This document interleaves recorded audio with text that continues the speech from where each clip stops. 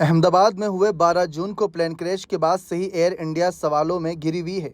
12 जून को हुए इस विमान हादसे को लेकर आई विमान दुर्घटना जांच ब्यूरो यानी एआईबी की जांच रिपोर्ट से कई सवाल उठ रहे हैं। वहीं अब इस रिपोर्ट पर एयर इंडिया की तरफ से पहला बयान सामने आया। एयर इंडिया के सीईओ कैंपबेल विल्सन ने दावा किया कि प्लेन क्रैश की जांच रिपोर्ट में विमान के इंजन में कोई गड़बड़ी नहीं पाई गई।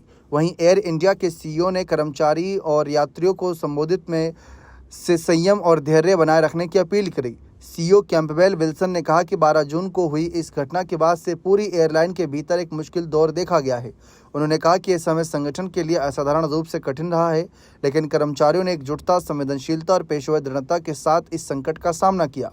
कैंपबेल ने कहा कि प्रारंभिक रिपोर्ट से कुछ अहम पहलुओं पर स्पष्टता जरूर मिली है, लेकिन इसके साथ ही कुछ नए सवाल भी खड़े हुए हैं। उन्होंने इस बात पर चिंता जताई कि रिपोर्ट आने के बाद मीडिया में कई तरह की अटकलें और सनसनीखेज खबरें सामने आईं, जिनमें से अधिकांश बाद में गलत साबित हुई।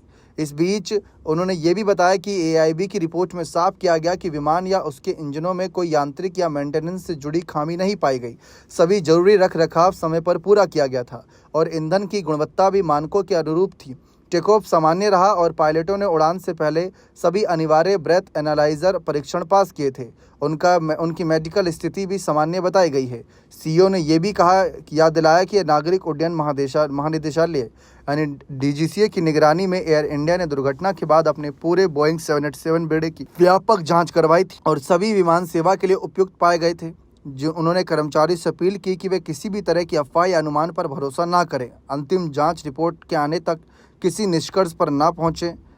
कैंपबेल ने कहा कि एयर इंडिया जांच एजेंसियों के साथ पूरा सहयोग कर रही है और संगठन की सर्वोच्च प्राथमिकता है कि वह इस कठिन समय में प्रभावितों के साथ मजबूती से खड़ा रहे, टीम भावना को बनाए रखे और यात्रियों को सुरक्षित और भरोसेमंद सेवा प्रदान करता रहे।